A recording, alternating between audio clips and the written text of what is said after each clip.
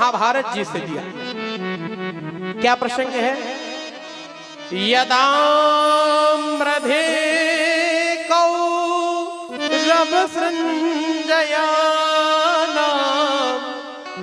वीरे स्वथो वीरगतिं गतेषु प्रकोदराभिगदा विमर्श गगनोरुदण्डे धृतराष्ट्रपुत्र। भीम की गदा के द्वारा दुर्योधन की जंघा तोड़ी जा चुकी है। दुर्योधन मौत की अंतिम घड़ियां गिन रहा है, मरने जा रहा है। अब मरते मरते क्या कह रहा है कि कोई पांचों पांडवों की गर्दनें काट के हमें ला दे, हम उसे आधा राज्य देंगे। मरते मरते कह रहा है। हाँ, एक बात बताएं, भला आदमी मरते मर जाए भलाई नहीं छोड़ेगा, और बुरा आदमी मरते मर जाए बुराई नहीं छोड़ेगा। भला आदमी मरते मर जाए भलाई नहीं छोड़ेगा, बुरा आदमी मरते मर जाए बुराई नहीं छोड़ेगा।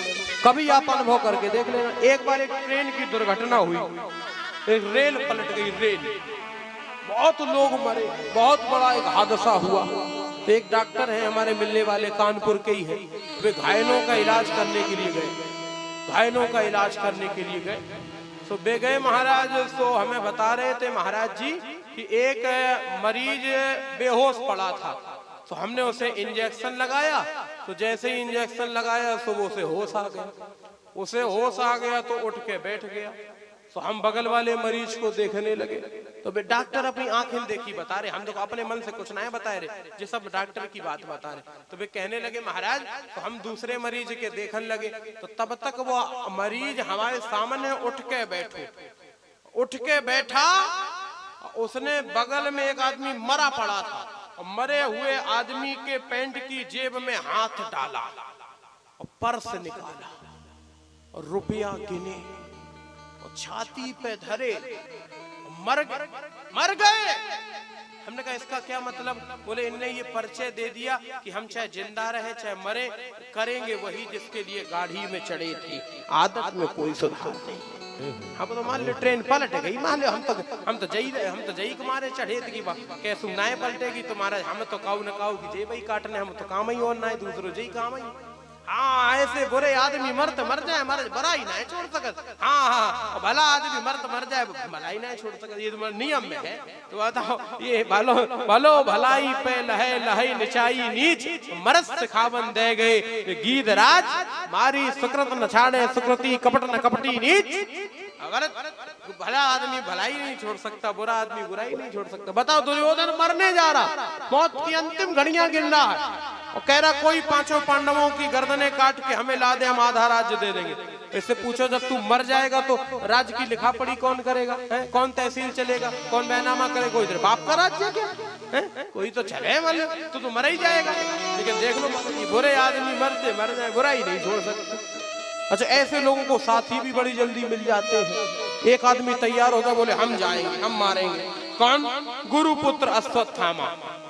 तो ये अश्वत्थामा मार सकता है? बोले हाँ, इतना बड़ा पराक्रमी है, आज भी है। ये नोट कर लो आप लोग, जिनको भी ये भय लगता हो कि उनकी उम्र कम है, उन्हें मरने का डर लगता हो, कभी भी उन्हें एंजाइटी ऐसी होती हो कि उन्हें मरने का भय लगता हो, तो ये 7 लोगों के नाम सवेरे सवेरे बोला करो। सवेरे सवेरे जगो, ये 7 लोगों के नाम बोला करो, स्मरण किया करो, ये मरने का भय समाप्त हो जाएगा। ये अमर है, ये धरती पर आने का इनका वर्णन है, जाने का नहीं है। सुन लो कौन कौन? अश्वत्थामा बलिर्व्यासो हनुमानश्च विभीषणा कृपा परशुरामश्च सप्तैते चिरजीव। अश्वत्थामा, बलि, व्यास, कृपाचार, परशुराम, विभीषण, हनुमान, ये 7 लोग चिरजीवी हैं, अनंत काल तक हैं, अनंत काल से थे, अनंत काल तक रहेंगे। एक और हैं 8वें, बाद में जुड़े, मारकंडे मथाष्टकम। मारकंडे और हैं 8वें। इन 8 लोगों को नाम जरूर जरूर सवेरे सवेरे लिया करो अगर मरने का भय लगता हो। ये अश्वत्थामा आज भी है और पांडवों को मार देगा, बोले मार देगा। क्यों? बोले पराक्रम में भी कोई संदेह नहीं है, बहुत बड़ा पराक्रमी है। जिस समय पर महाभारत जी के युद्ध में कुरुक्षेत्र के मैदान में समरांगण में दोनों सेनाएं आमने सामने खड़ी थी, एक तरफ पांडु सेना थी तो एक तरफ कुरु सेना थी। उस समय दुर्योधन गया और भीष्म पितामह के सामने खड़ा हो गया। भीष्म पितामह से कहा, बाबा क्या इन दोनों सेनाओं में ऐसा भी कोई वीर है जो दोनों सेनाएं मार दे, अकेले 18 छोड़ी सेना मार दे, कोई ऐसा वीर है? तो भीष्म पितामह कहने लगे, हाँ। कौन? बोले हम स्वयं, मैं गंगा का पुत्र भीष्म। अगर अपने पे आ जाऊं सूर्योदय से सूर्यास्त तब होगा जब 18 छोड़ी सेना मार दूंगा। बाबा इतने बुढ़ापे पे बोले, हाँ हम अगर अपने पे आ जाए सवेरे से शाम तब वही होगी जब मार देंगे 18 छोड़ी। बोले हमारे आपके अलावा भी कोई है? बोले सुन लीजिए। कौन है? आप भी सुनिए कौन है। द्रोण को चाहिए 3 दिवस, द्रोण को चाहिए 3 दिवस, अर्जुन पल में संहार सके। बस 3 घड़ी में द्रोण कुंवर ये सेना सारी मार सके। बस 3 घड़ी में द्रोण कुंवर ये सेना सारी मार सके। 3 घड़ी में द्रोण कुंवर ये सेना सारी मार सके। जब 3 घड़ी में द्रोण कुंवर ये सेना सारी मार सके। पराक्रम तो बहुत बड़ा है, पराक्रम में कोई संदेह नहीं किया जा सकता है। लेकिन एक बात याद कर लेना प्यारे, जिमी को पंथ पग धरत खगेसा, रहा ही न तेज तन बुद्धि लबले। जैसे ही कोई कुमंत पर पैर रखता है, कुमार्ग पर चलता है, तेज तन बुद्धि नष्ट हो जाती है। तो आज अश्वत्थामा जा रहा है पांडवों को मारने के लिए। देखो पांडवों को मार पाना तो इसके बस की बात नहीं है, लेकिन द्रौपदी के 5 संतानें हैं, 5 संतानें हैं द्रौपदी अम्मा के, 5 बेटे हैं। भीम का भीम जैसा, अर्जुन का अर्जुन जैसा, नकुल का नकुल जैसा, सहदेव का सहदेव जैसा। रात के अंधेरे में गया और 5 बच्चे एक साथ सो रहे थे। रात के अंधेरे में अश्वत्थामा पहुंचा। हत्यारे ने क्रोध में काट दिए बाल, उन 5 का शीश ले निकल गया चंदा। द्रौपदी मैया की 5 संतानें हैं, 5 बच्चों को रात के अंधेरे में अश्वत्थामा ने काट दिया।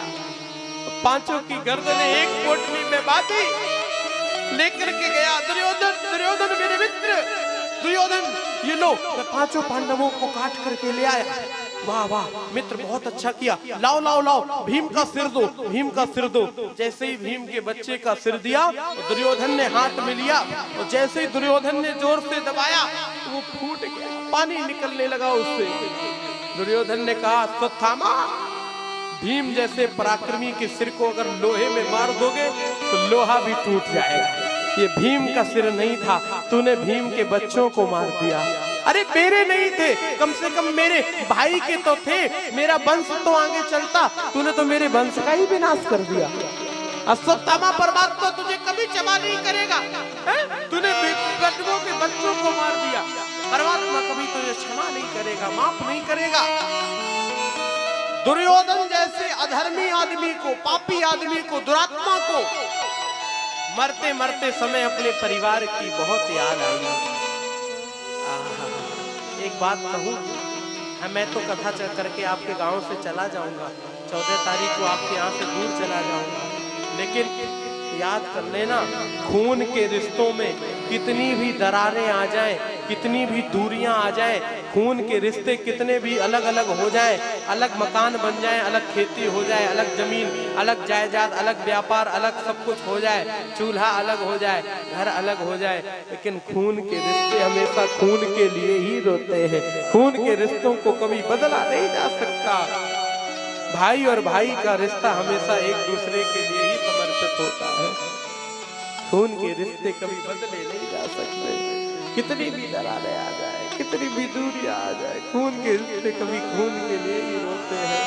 आज दुर्योधन जैसे बुरे व्यक्ति को, अनाचारी, अत्याचारी, अधर्मी व्यक्ति को भी मरते मरते समय अपने परिवार की बहुत याद आई। दुर्योधन तो मर गया, सवेरा हुआ। अब जरा 1 मिनट के लिए उस माँ की भी तो छवि देखो, उस माता की ओर भी तो कोई निहारो। वो माँ कितनी रोई होगी, वो माँ कितनी तड़पी होगी, जिसकी 5 संतानें हैं।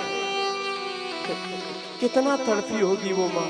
अब मैं ये तो नहीं कह सकता कि कितना कष्ट हुआ होगा वो माँ को, लेकिन ये जरूर कह सकता हूँ इस गांव में, गोगांव में और मैनपुरी में 2, 4, 10, 20 इतनी माताएं जरूर होंगी जिन्होंने बड़े आदर से, बड़े प्रेम से, बड़े आशा से पाला था कि बेटा हमें ले जाएगा, बेटी हमारे सामने महाराज विदा होगी। लेकिन महाराज वो माता पिता महाराज भगवान की अदालत में हार गए और वो माता पिता के सामने बेटा संसार से चला गया, बेटी संसार से चली गई। इससे बड़ा कष्ट कोई संसार में नहीं हो सकता, इससे बड़ा कोई दुख संसार में नहीं हो सकता। फिर वो माता पिता चलते फिरते जिंदा रहते लाश तो हो सकते हैं, लेकिन वो कभी मनुष्य या जीवित इंसान नहीं रह सकते। बेटा बेटी इतना दुख दे करके जाती है, औलाद बहुत दुख देती है, बहुत दुख होता है। आज द्रौपदी अम्मा की 5 संतानें हैं और रात के अंधेरे में अश्वत्थामा ने 5 को काट दिया। 5 के धड़ पड़े हुए, सिर अलग हो गए, विच्छिन्न हो गए। सवेरा हुआ, अश्वत्थामा को भीम और अर्जुन रथ में बांध करके ला रहे हैं। धक्के मारते हुए गिरता पड़ता अश्वत्थामा चला आ रहा है। तो द्रौपदी अम्मा ने जैसे ही अश्वत्थामा को देखा तो अपने पतियों पर ही बरस पड़ी।